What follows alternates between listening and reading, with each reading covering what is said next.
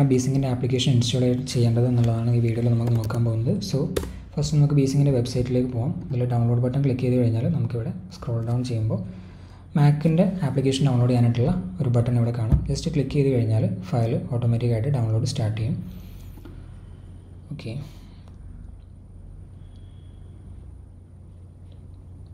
Once ഈ file download complete ചെയ്ത് കഴിഞ്ഞാൽ നമുക്ക് ഇവിടുന്ന് ഡബിൾ ക്ലിക്ക് ചെയ്തിട്ട് ഓപ്പൺ ചെയ്യാവുന്നതാണ്.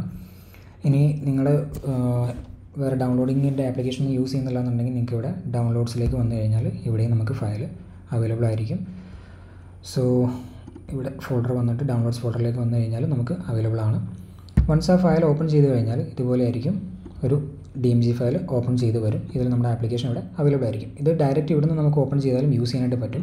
പക്ഷേങ്കിൽ അത് ക്ലോസ് ചെയ്യുന്നതോട് കൂടിയിട്ട് അതിൻ്റെ സെറ്റിങ്സ് കാര്യങ്ങളൊക്കെ വീണ്ടും റീസെറ്റ് ആവും. സോ നമുക്കത് പ്രോപ്പറായിട്ട് എങ്ങനെ ഇൻസ്റ്റാൾ ചെയ്യേണ്ടതെന്ന് വെച്ച് കഴിഞ്ഞാൽ ആദ്യം ഫൈൻഡർ വിൻഡോ ഓപ്പൺ ചെയ്യാം. അതിൽ ആപ്ലിക്കേഷൻസ് എന്നുള്ള ഫോൾഡർ ഓപ്പൺ ചെയ്യാം. നിങ്ങൾക്ക് ഫൈൻഡർ വിൻഡോ ഇവിടെ അവൈലബിൾ അല്ല എന്നുണ്ടെങ്കിൽ ജസ്റ്റ്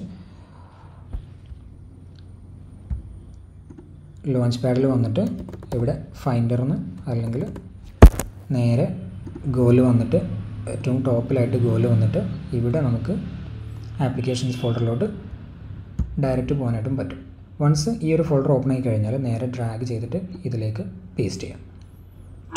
വൺസ് നമ്മൾ ഈ ഒരു ആപ്ലിക്കേഷൻ ഫോൾഡറിലേക്ക് പേസ്റ്റ് ചെയ്ത് കഴിഞ്ഞാൽ അത് ലോഞ്ച് പാഡിൽ നമുക്ക് അവൈലബിൾ ആയിരിക്കും. ഈ രീതിയിലാണ് നമുക്ക് ആപ്ലിക്കേഷൻ ഇൻസ്റ്റാളേഷൻ വരുന്നത്.